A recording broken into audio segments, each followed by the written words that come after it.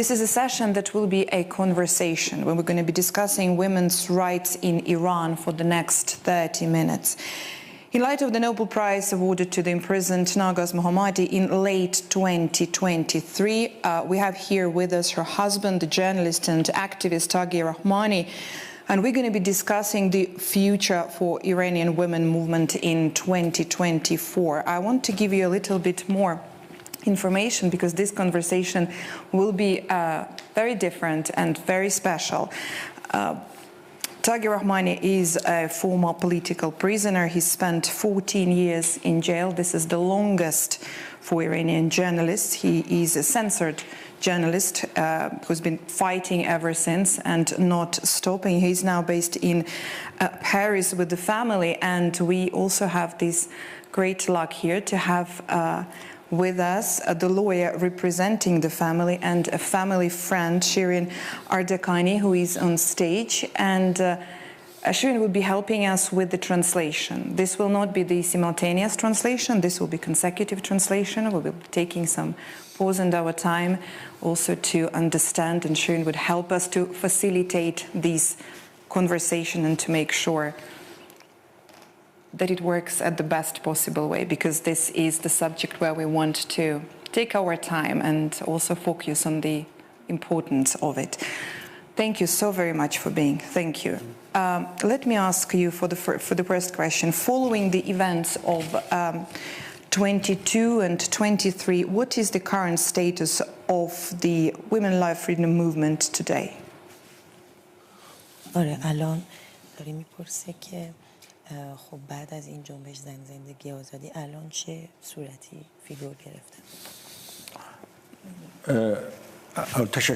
خیلی تشکر میکنم از شما که این فرصت رو فراهم کردید.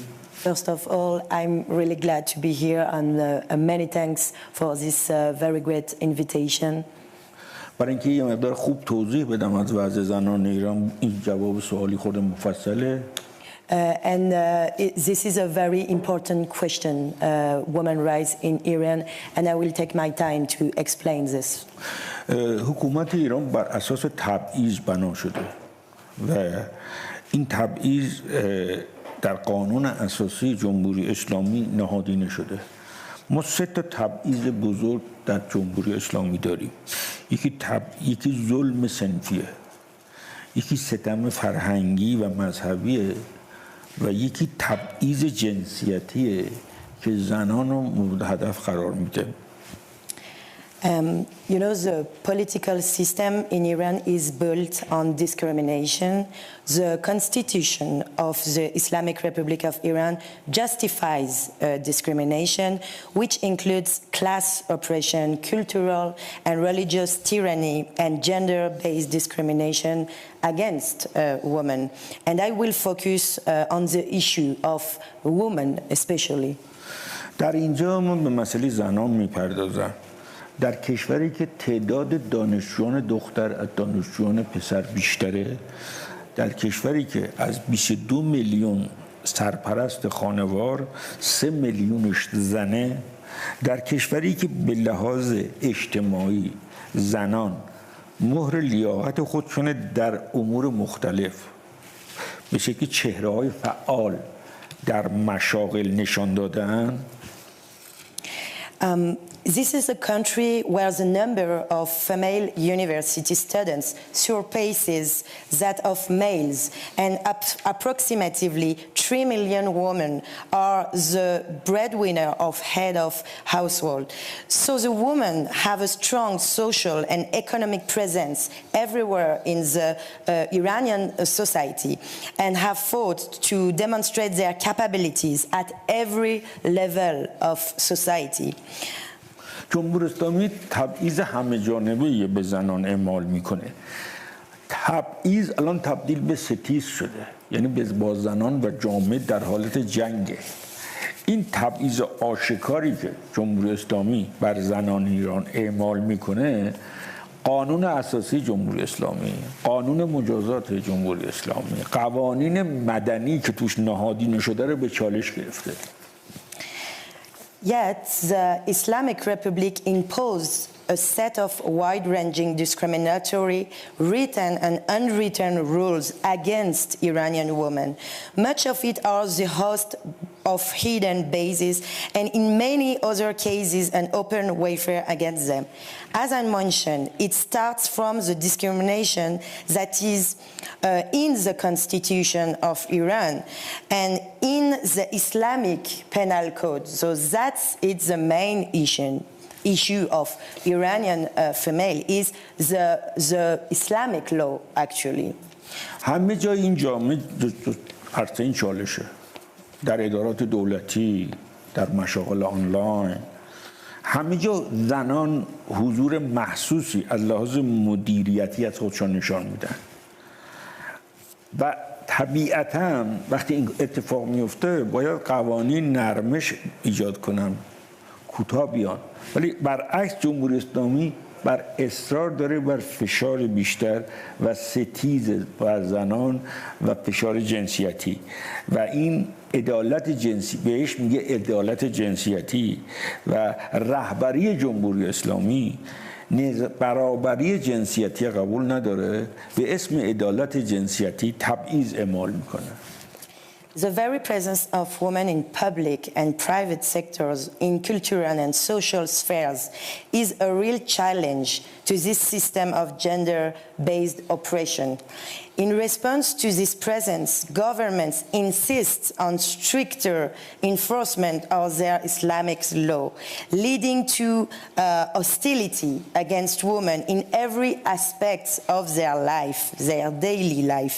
The leadership of the regime considers gender equality as an affront to his rules and thus openly promote gender-based injustice and has codified in their own daily laws. But Iranian women are restricted from pursuing certain academic fields and professions. زنان ایرانی برخی از مشاغل را نمیتوانند داشته باشند. مثلا رئیس دادگاه نمیتوانند بشوند مگر در موارد خاص. زن ایرانی نمیتواند استاندار، فرماندار، وزیر یا معاونت یا رئیس مجلس قانونگذاری شود. در صورتی که این توان را دارند. اما در سمت مشاور ریاست جمهوری که به تایید مجلس نیاز ندارد منصوب می شوند. اما قانونی نمیتوانند برخی از مشاغل را داشته باشند. نمیتوانند کاندیدا برای مقام ریاست جمهوری شوند. نمیتوانند در انتخابات مجلس خبرگان رهبری که قدرت زیادی دارد کاندیدا بشوند. نمیتوانند عضو شورای نگهبان شوند. نمیتوانند کاندیدای رهبری نظام شوند. Iranian women are restricted from every aspect, professional aspect. They are effectively barred from being a judge. They cannot be a judge. They cannot become governors. Appointing female cabinet ministers has been met with furious backlash by regime loyalists. The closest regime has allowed women to play a role in executive branch of ministry, cabinet ministry, but it's not possible now for an Iranian woman to be judge, and some of profession are completely prohibited for them. اما گشت ارشاد نماد این تبعیض و سلطه بر زنان بود. تبعیض به سلطه حکومت تبدیل شده و مسئله سلطه در زندگی زنان کاملا وجود داره، ولی مقابله زنان در مقابل این تبعیض بسیار مهم است. ما گفتیم که جمهوری اسلامی از سلطه به ستیز رسیده است، یعنی با زنان و بخش زیادی از جامعه به مقابله رسیده است، ولی این مقابله به خاطر مقاومت زنان و مقاومت جامعه در مقابل تبعیض جمهوری اسلامی است. یعنی دیگر جامعه در مقابل تبعیض مقابله می‌کند. ما به مرحله ستیز رسیدیم. Garche Ershad it's a morality police patrol in Iran, symbolize the regime's endless quest for dominating women. The issue is not just about forcing women to cover themselves when they step out of their house. It's about the daily reminder of presence and power of the totalitarian system on women by the obligatory and compulsory hijab. با وجود سرکوب جنبش زنان جنبش در خیابان اما مقاومت ادامه دارد. روزی نیست که ما شاهد مقاومت زنان در جامعه نباشیم. انعکاس اون را در فضای آنلاین شاهد هستیم. مقاومت نظام برای اعمال محدودیت بر زنان از جمله حجاب اجباری به خاطر مقاومت زنان و جامعه به ستیز کشیده شده است و از اون جایی که سلطه بر زنان اعمال دیکتاتوری است به مقاومت جامعه را بیشتر کرده است. Even now, the sheer number of women who on a daily basis risk fines, arrests, and worse, has forced some of the clerical rulers to contemplate change to the implementation of Islamic penal laws, recognizing that the resistance of the whole woman of society, especially women, has created an irreversible shift in Iran. بیگمان این مقاومت در ارزش‌های جامعه و حتی حرکت‌های حکومت تغییرات ایجاد کرده که در آینده شاهد اون خواهیم بود. این تغییرات برخی از روحانیون رو به تجدید نظر در اجرای احکام شریعت و حتی غیر لازم بودن حکومت دینی رسانده است که همه اینها به خاطر مقاومت زنان در مقابل تبعیض حکومت است. The Iranian government is starting to realize Iranian women are really hostile to this law, the law who install compulsory hijab. And this law aim is to control society by attacking women's rights. Imposed control cannot be sustained solely through coercion, as women's and societal resistance has created some fractures in civil society. This rift will continue to widen with as resistance by many men who support their sisters, their support women that continue his fight. میتوان گفت ستیز حکومت برای سلطه بر جامعه از طریق حمله به حقوق زنان به لحاظ ارزشی شکست خورده است. با قوانین اجباری نمیتوان سلطه را حفظ کرد، چرا که مقاومت زنان در جامعه میان جامعه و حکومت شکاف انداخته است. این شکاف به مراحل جدیدتری هم خواهد رسید. البته با توجه به مقاومتی که زنان در مقابل این فشارها سلطه حکومت ایجاد کردند. The global civil society and human rights organization can assist in this struggle, and this is a duty. In particular, providing unrestricted access to information and about the struggle of Iranian women. اما مهم اینه جامعه جهانی برای حقوق بشر چه کمکی به ما میتواند بکند؟ ما ایرانیان به اینترنت آزاد و اطلاع رسانی نیاز داریم. باید فشار نهادهای حقوق بشری در مورد وضع زنان ایران و رعایت حقوق بشر اعلام شود. حقوق زنان در مذاکرات با حکومت ایران به عنوان سندی برابر با سندهای اقتصادی معیار قرار بگیرد. How global civil society can help Iranian women in this fight? Providing unrestricted access to information and the freedom of internet for all Iranians is really crucial. Demanding that international organization to address the situation of women in Iran persistently is very essential. Women's rights should be a central part of world powers negotiation with the Iranian government and treated as an inseparable part of any agreement, be it economic or political. First, respect women's rights, and after we can negotiate.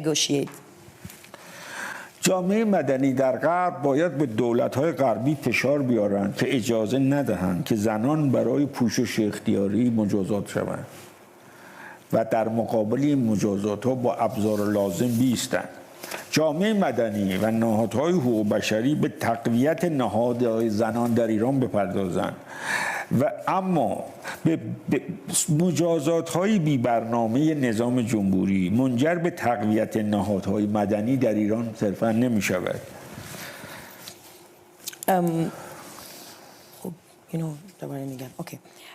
So this is really crucial, really important to put women's rights in the center of any discussion, any negotiation, even diplomatic, even political, even economic agreement, economic meeting. It's important to have a crucial focus on human rights in general and women's rights in particular.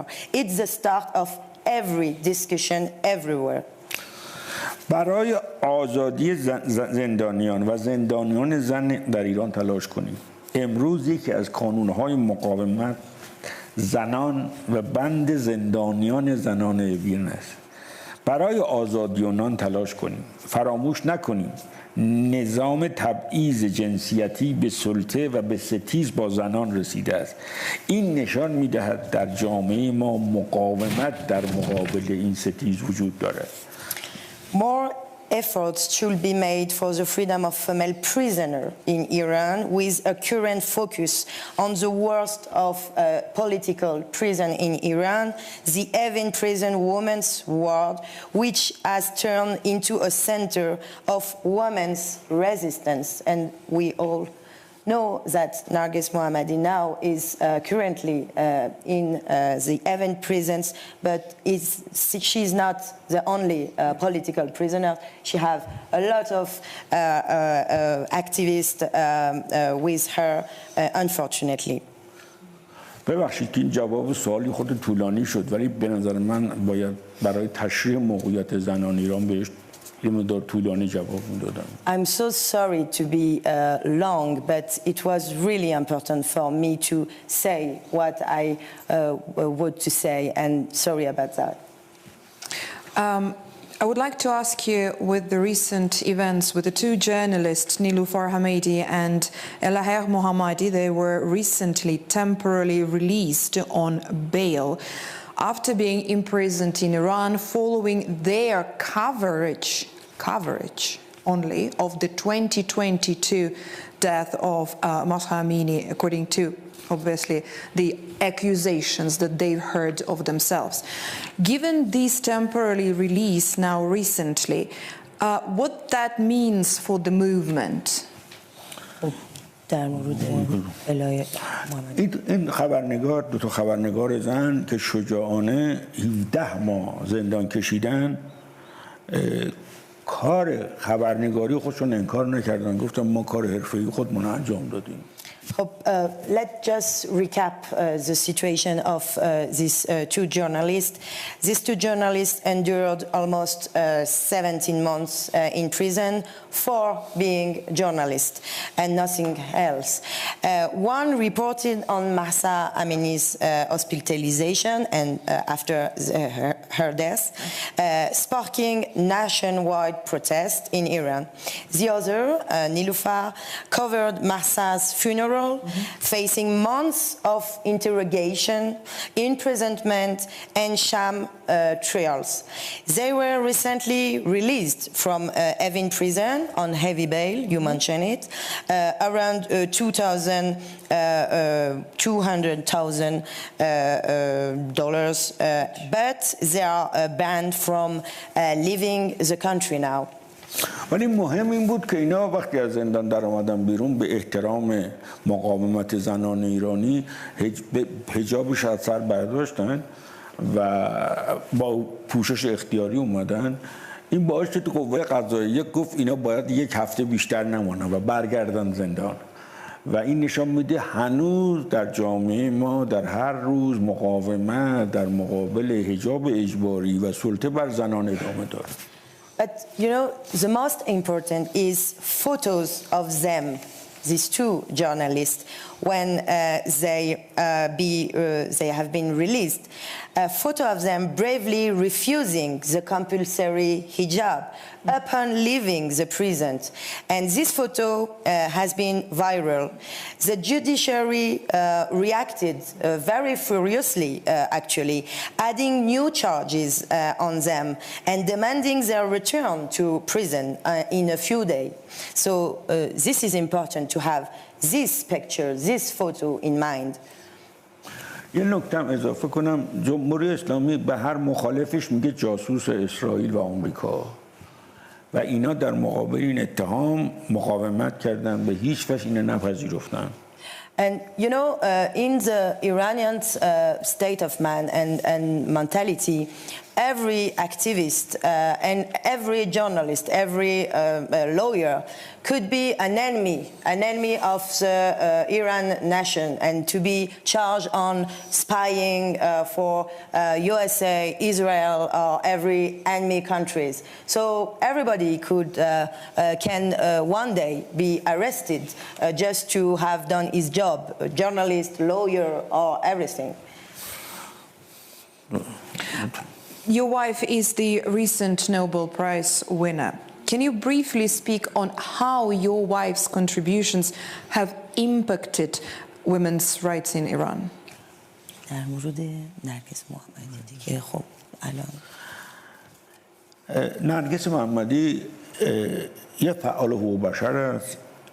او به برابری زنان، دموکراسی و آزادی بیان و آزادی اعتقاد دارد.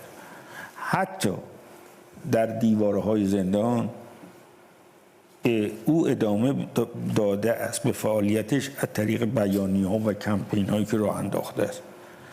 پایان دادن به آپارتاید جنسیتی از برنامه‌های جدید اوست که می‌خواد روش تلاش کند که در ایران و افغانستان. متوقف کردن آزار جنسی در زندان‌های ایران به عنوان یک وسیله شکنجه، حمایت از حقوق زنان، حقوق بشر و برابری حقوقی در جامعه، کمپین‌های مخالفت با شکنجه انفرادی، با سلول انفرادی که شکنجه است و همچنین کتابی و مستندی که به این عنوان ساخته است در اون یک سالی که بیرون بود، همچنین مخالفت با اعدام و حجاب اجباری از جمله فعالیت‌هایی که اصلی نرگس محمدی بوده است.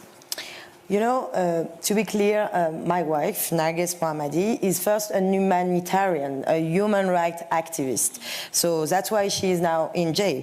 She believes in equality for women, she believes in democracy, she believes in freedom of speech and freedom in general in Iran. But it's not allowed, it's prohibited, it's something that can lead you in jail. Even within the confines of Evin prison, she continued addressing her statements, but not freely. It's clandestine. She continued to give some statement campaigning, ending gender apartheid in Iran and in Afghanistan, stopping sexual harassment of women, even if they are in jail, his cellmates, advocating for women's rights, human rights, and equality. And these campaigns against gender apartheid will continue, and not alone with the female of Heaven prison. And she led a campaign against solitary confinement and torture, psychological torture in Iranian jails, also known as white torture, as well as opposing to death penalty. And you know that in Iran there is a lot of activists that every day are in jail, and after all they are concerned by death penalty. And these are initiative of Narges and all Iranian activists they are in jail now. نرگس اعتقاد به تقویت جامعه مدنی و اولویت حقوق بشر در هر مذاکره دولت‌های غربی با ایران است. او باور دارد حقوق بشر باید در اولین رتبه، یعنی جایگاه اصلی در تمام مذاکرات جهانی قرار بگیرد تا ایران هم تحت چنین عدالتی قرار بگیرد. Narges believes in strengthening the civil society and prioritizing human rights in any negotiation in Iran and international negotiation. She believes that human rights should come above all other matter in worldwide negotiation, and justice and social justice should rule in Iran, but more generally in the world. در جنبش زن زندگی آزادی نرگس زندان بود، ولی از طریق نامه‌ها و بیانیه‌های خود در کنار مردم ایستاد و در مقابل جمهوری اسلامی کوتاه نیامد. همراه با دیگر زندانیان زن بسیاری از مراسم و بیانیه‌هایی در حمایت از جنبش زن زندگی آزادی منتشر کرد. During the woman life freedom movement that took place in Iran, Narges was in jail, actually. But she stood with people through her letter statements, and she won the Nobel Peace Prize. It's right. But the most important is the solidarity and the sisterhood among female prisoners, and more generally between Iranians and between women and men in Iran in this movement, Zan Zendegi Azadi, which is woman life freedom. نرگس مشکل بیماری قلبی داره و مشکل آمبولی ریه. او باید به بیمارستان برود. وقتی که مقامات بیمارستان از او خواستن که میبرنش بیمارستان ولی با حجاب و اجباری باید برود، اون نپذیرفت. گفت به خاطر مرگ آرمیتا گراون و گفت به خاطر کشته شدن زنان زیادی و مردان زیادی برای آزادی، من به خاطر همبستگی با اینا به هیچ وجه حاضر نیستم که با حجاب اجباری به بیمارستان برم. به این خاطر چند روز این کارو نکردم و نبردم، ولی عاقبت بردنش و او برای اولین بار از زندان اوین به عنوان زن بدون حجاب رفت و برگشت که بعداً این دو تا خبرنگار هم همین کار کردن. ولی جمله‌ای داشت که در اون جملهش گفت چند هفته پیش دنیا شاهد بود که جمهوری اسلامی برای گزینه دردآوری برای زنان اعتراض حجاب اجباری را اعمال کرد و مرگ آرمیتا گراون شد. و نرگس در حقیقت همواره در کنار جنبش زن زندگی آزادی بوده است. You know, my wife, Narges, has a serious heart problem, undergoing surgery almost a year ago, and her heart should be monitored regularly. But the regime officials do not allow her to go to the hospital, and they they said it's possible, but only at one condition: if you accept to wear hijab. But she declined, of course, and she refused. And we were all worried about his health situation. But that is the way Narges Mohammadi is fighting. And in a poignant statement, she declared on the same time, a few weeks ago, the world witnesses the Islamic Republic government subjecting protesting women to a distressing choice of forced hijab or death. And I choose neither forced hijab, and I don't want to be dead. But it's my duty to fight with my sister and with the others. نرگس 9 سال زندان کشیده تا الان. باید در حدود 10 سال یا 12 سال دیگه زندان میکشه. او در مارس 2021 که دستگیری شد، الان نرگس با 5 اتهام جدید مواجهه به خاطر مواضع و اعلامیه‌هایی که از زندان داده موضع گرفته. 3 تا اتهام او به دلیل فعالیت‌های او در زندانه. کلیه اتهامات او مجموعاً الان به 12 سال 3 ماه، 154 ضرب شلاق، 4 ماه ممنوعیت از سفر، 2 سال تبعید و انواع اقسام محرومیت‌های اجتماعی است. Narges has spent almost 9 years of her life in prisons of the Islamic Republic of Iran, and she has almost 10 years more to spend in prison, as every day they add to her new sentences. Since March 2028, Narges Mohammadi has faced 5 convictions, 3 of them due to her activities inside prison, inside jail.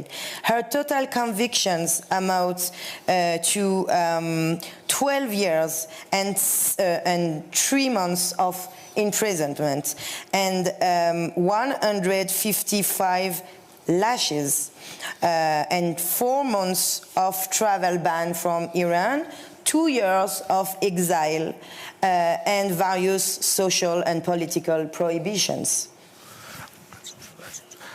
من آخرین بار که نرگس دیدم 12 سال پیش بود. یه شب سرد در زمستان از هم جدا شدیم. من اومدم به خارج و اون نیامد و بچه‌ها خوابیده بودن.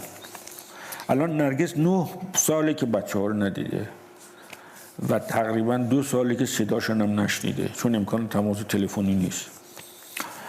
در اوایل دسامبر 2003 بیش از جایزه نوبل مقامات زندان در 8 آذر ارتباط تلفنی اونو با خواهر و برادرش در تهران و مشهد قطع کردن و او از 8 آذر امسال حتی نمیتواند با خواهر و برادر خودش گفتگوی تلفنی یا ملاقات داشته باشه.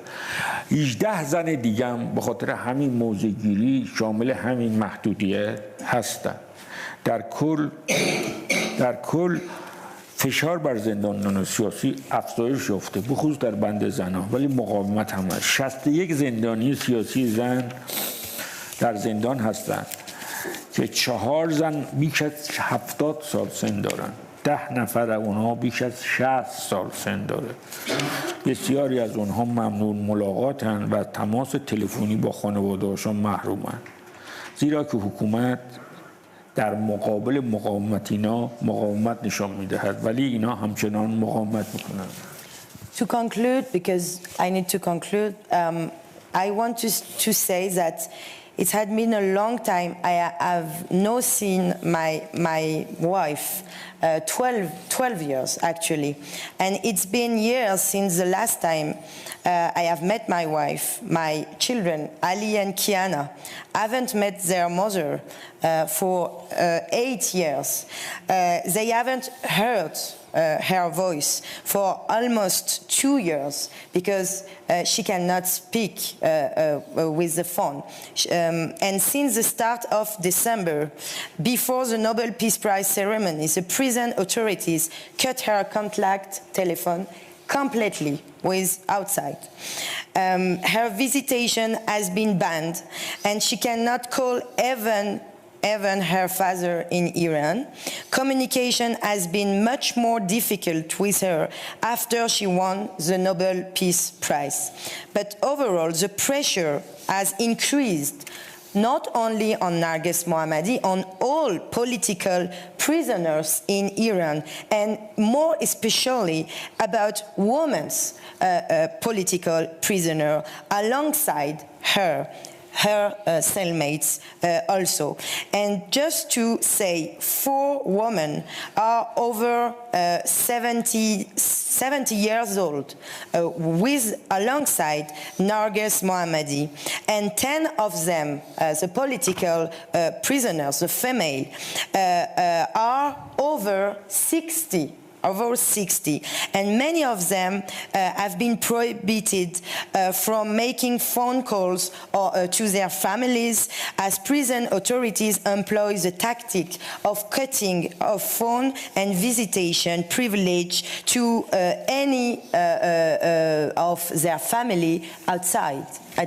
Stay with the Times of India for news breaks, analysis, interviews and events.